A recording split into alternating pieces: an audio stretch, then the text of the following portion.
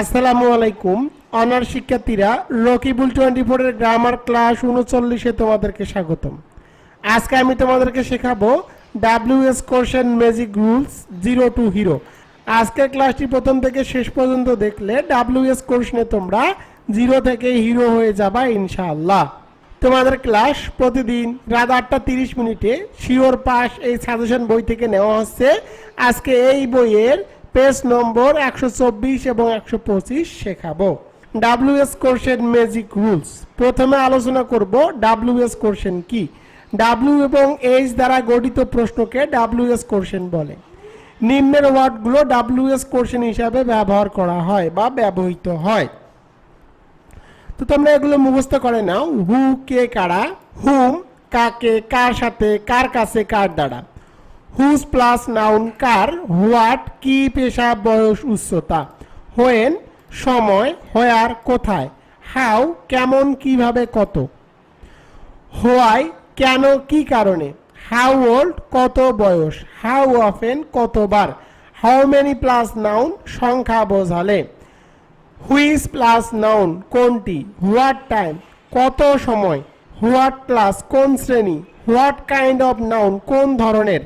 How long কত লম্বা। How high কত উঁচু। হাউ ডিপ কত গভীর। হাউ ফার কত দূরে। হাউ মাস কত দাম। হাউ ফাস্ট কত দ্রুত। হাউ মাস পরিমাণ বোঝালে। তো দেখো এগুলো মূলত হলো WS কোশ্চেন। এগুলো দিয়েই তোমাদেরকে WS কোশ্চেন হিসাবে এগুলো বসাতে হবে। এগুলো বাংলা অনুবাদ সহকারে আমি এখানে দিয়ে দিয়েছি, তোমরা এগুলো মুখস্থ করে নাও। WS কোশ্চেন করার নিয়ম। বাক্যের গুরুত্বপূর্ণ অংশ বাদ দিয়ে WS কোশ্চেন করতে হবে। বাক্যের গুরুত্বপূর্ণ অংশ দুই স্থানে থাকতে পারে, যথা সাবজেক্টে, সাবজেক্ট বাদ দিয়ে অন্য কোনো অংশে। অর্থাৎ বাক্যের যে গুরুত্বপূর্ণ অংশ থাকবে সেটিকে বাদ দিয়ে WS কোশ্চেন করতে হবে। তোমরা প্রশ্ন করতে পারো, স্যার গুরুত্বপূর্ণ অংশ বাক্যের কয় স্থানে থাকতে পারে। গুরুত্বপূর্ণ অংশ দুই স্থানে থাকতে পারে, একটি হলো সাবজেক্টে আর একটি হলো সাবজেক্ট বাদে অন্য অংশে। WS question magic rules. তো দেখো 1 নম্বর রুলটি হলো সাবজেক্ট বাদ গেলে, অর্থাৎ সাবজেক্টে যদি গুরুত্বপূর্ণ অংশ হয় তাহলে তোমাদেরকে সাবজেক্টকে বাদ দিয়ে WS এর গঠন করতে হবে। তখন WS এর গঠন হবে WS প্লাস বাকি অংশ। 2 নম্বরটি দেখো সাবজেক্ট ব্যতীত অন্য কোনো অংশ বাদ গেলে WS এর গঠন হবে WS প্লাস সাহায্যকারী ভাব, সাবজেক্ট প্লাস মূল ভাব প্লাস বাকি অংশ, শেষে একটি প্রশ্নবোধক চিহ্ন। তোমরা এই দুটি স্ট্রাকচার মুখস্থ করে নাও। এই দুটি গঠন মুখস্থ করলে তোমরা যে কোনো WS কোশ্চেন করতে পারবা। সাবজেক্ট যদি বাদ যায় তখন WS এর গঠন হয় WS প্লাস বাকি অংশ। আর সাবজেক্ট বাদ না গিয়ে অন্য কোনো অংশ বাদ গেলে WS এর গঠন হবে WS প্লাস সাহায্যকারী ভাব, সাবজেক্ট প্লাস মূল ভাব প্লাস বাকি অংশ, শেষে একটি প্রশ্নবোধক চিহ্ন। তো দেখো আমি এখানে এক্সাম্পল দিয়েছি। সাবজেক্ট বাদ গেলে WS এর গঠন হবে WS প্লাস বাকি অংশ। তোমাদেরকে আমি আর একটা শর্টকাট টেকনিক শিখিয়ে দেই।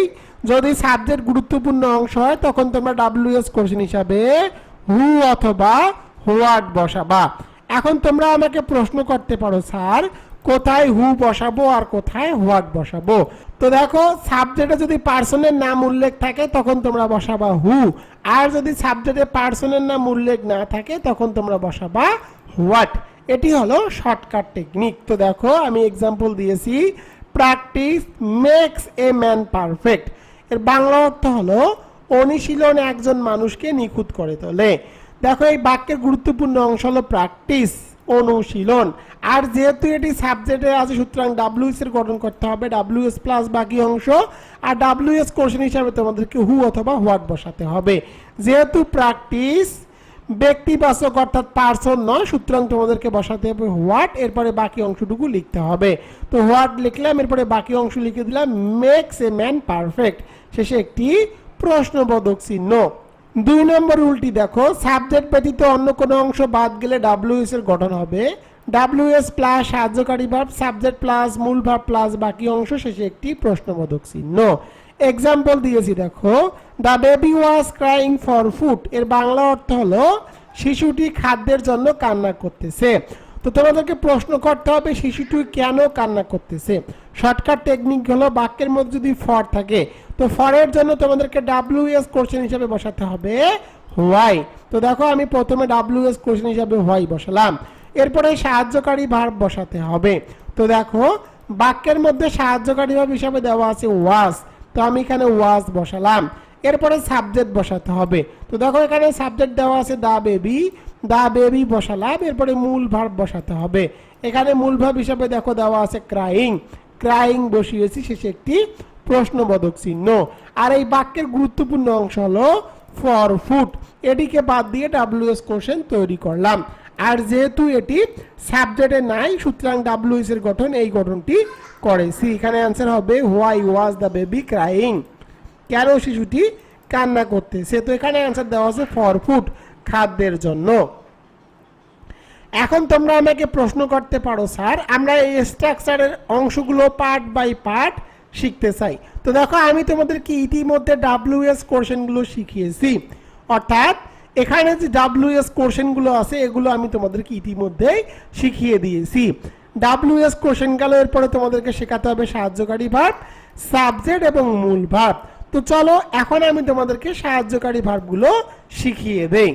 সাহায্যকারী ভার্বগুলো হলো am, is, are, was, were, have, has, had, have been, has been, shall, will, can, could, may, might, would, ought to।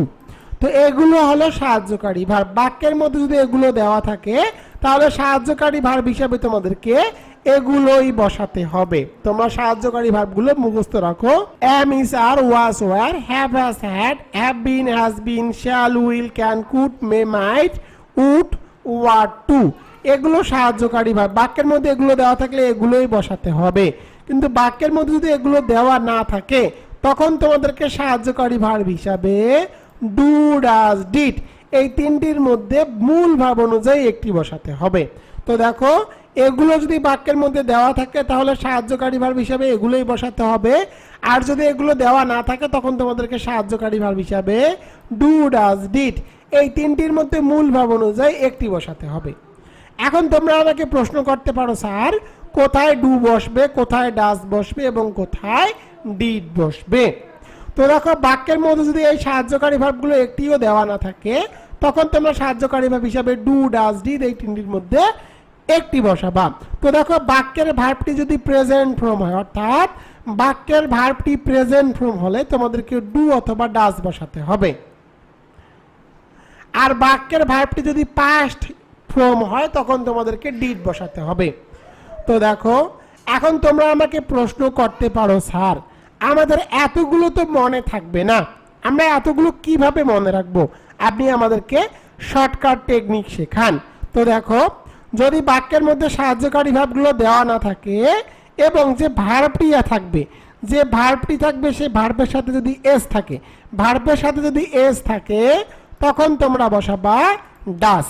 আমি আবার বলি বাক্যের মধ্যে সাহায্যকারী ভার্ব কোনো দেওয়া নাই, মূল ভার্বের সাথে আছে এস, সুতরাং তোমরা তখন বসাবা ডাস।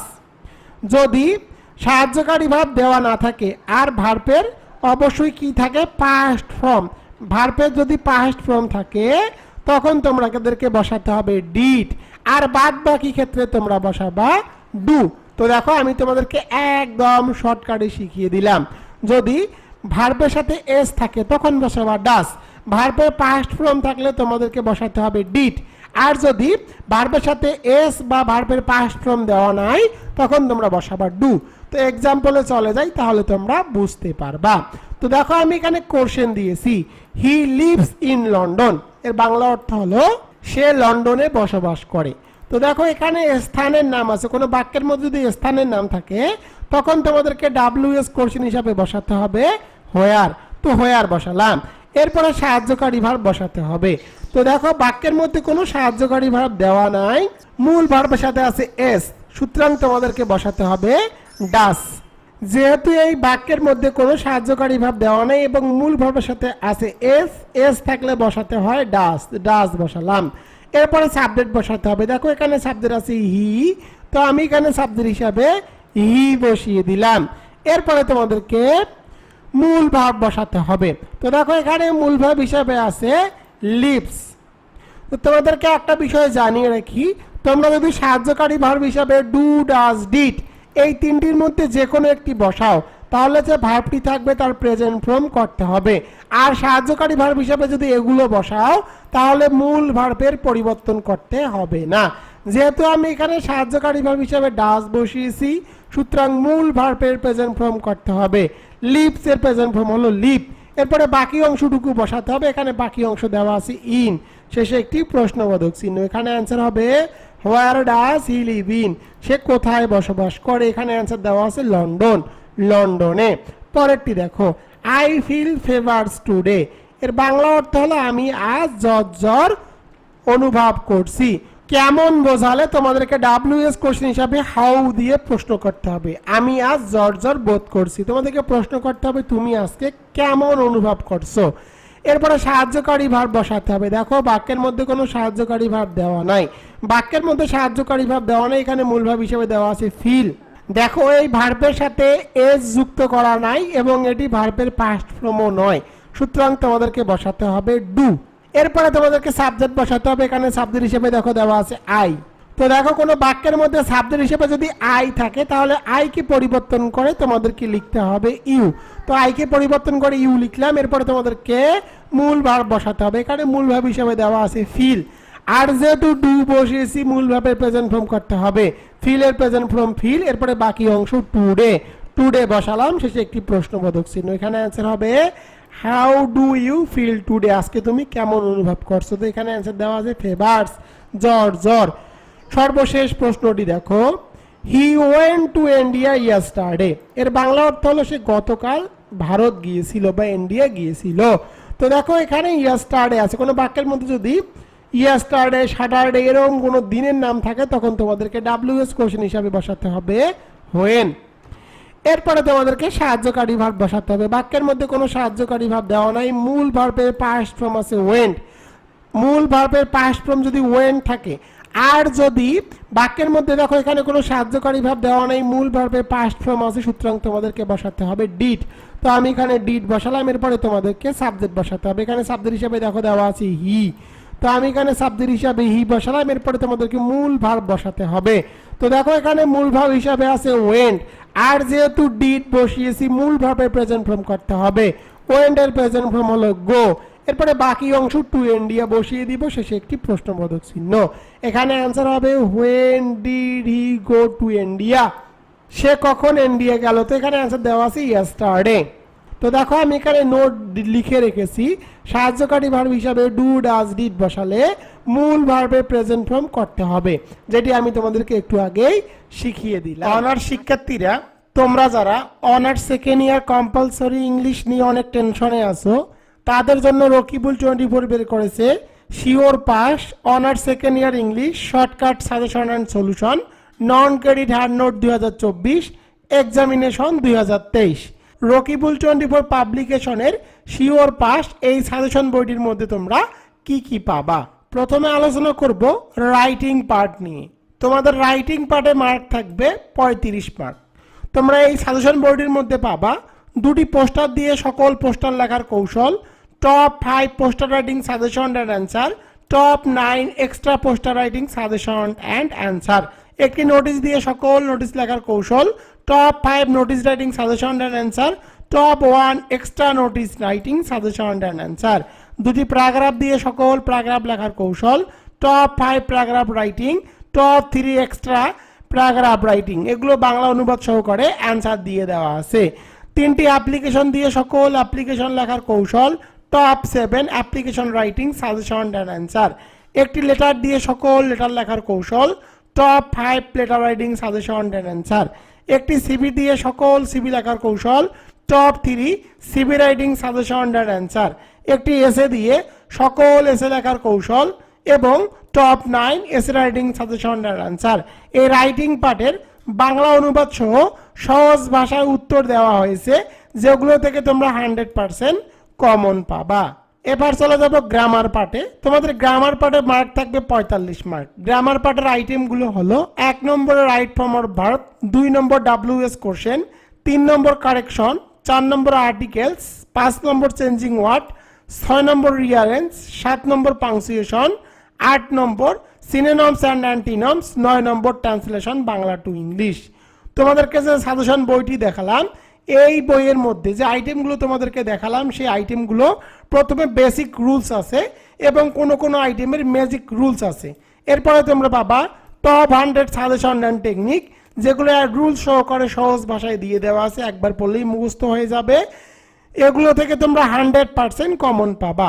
এরপরে তোমরা পাবা শর্টকাট সাজেশন, কোনো কোনো আইটেমে 35টি, আবার কোনো কোনো আইটেমে 40টি করে শর্টকাট করে দেওয়া আছে।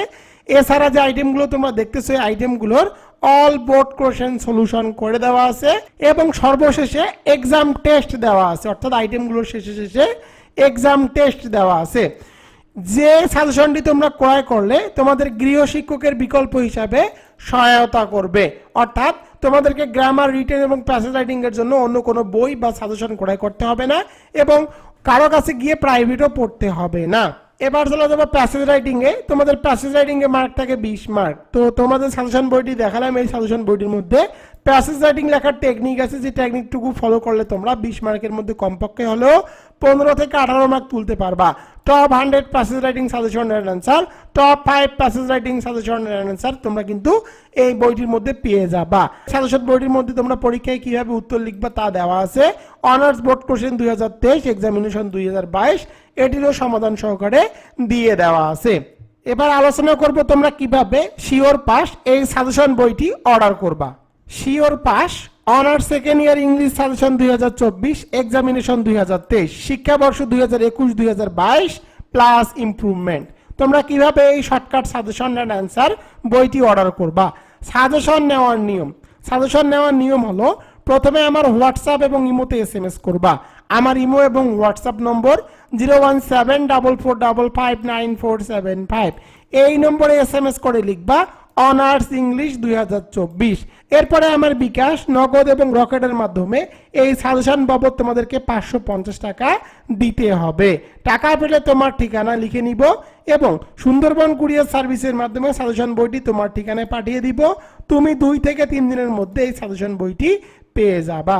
তো তোমরা আমাকে প্রশ্ন করতে পারো, স্যার 550 টাকা তো আমাদের কাছে অনেক বেশি হয়ে যাচ্ছে, এর কারণ কি? তো আমি তোমাদেরকে একটা বিষয় জানিয়ে রাখি, রকিবুল 24 প্রতি রবি, মঙ্গল, বৃহস্পতি রাত 8টা 30 মিনিটে অনার্স সেকেন্ড ইয়ার কম্পালসরি ইংলিশের উপরে শিওর পাস যে সাজেশন বইটি তৈরি করেছি, এই সাজেশন বইয়ের প্রতিটি ভিডিও টিউটোরিয়াল একদম ফ্রিতে আমার ফেসবুক এবং ইউটিউব চ্যানেলে আপলোড করা হচ্ছে। তো দেখো, এই সাজেশন বইটি ক্রয় করলে আর তোমাদেরকে কোথাও গিয়ে প্রাইভেট পড়তে হবে না, অন্য কোনো বই বা সাজেশনও ক্রয় করতে হবে না। এই বইয়ের প্রতিটি পেজের ভিডিও টিউটোরিয়াল আমার ইউটিউব চ্যানেলে একদম ফ্রিতে পেয়ে যাবা। তো এই দিকগুলো বিবেচনা করলে দেখো 550 টাকা কিন্তু তোমাদের কোনো ব্যাপারই না। এই 550 টাকার মধ্যেই কিন্তু কুরিয়ার সার্ভিস চার্জটিও অ্যাড করা আছে। এই বইটির পেজ সংখ্যা 210টি দিলাম।